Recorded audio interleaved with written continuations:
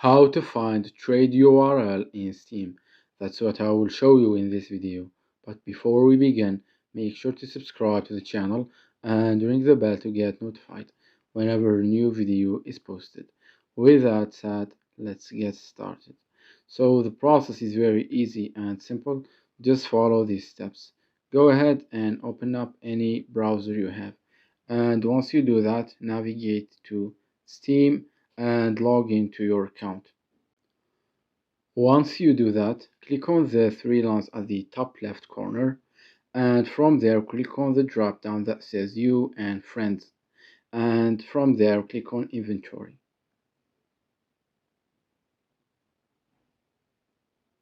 You will get to this page right here, from which you want to click on this blue button at the top right that says Trade Offers, and after that, once you are on this page right here, click on the three blue lines at the top right corner right here, and from there click on the option that says Who can send me trade offers.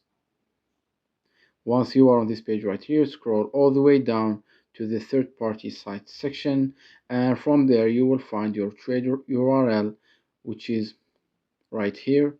So let's go ahead and copy it, and that's it. That's how you can get your trade URL. You can even create a new one if you want to stop receiving trade offers from this URL.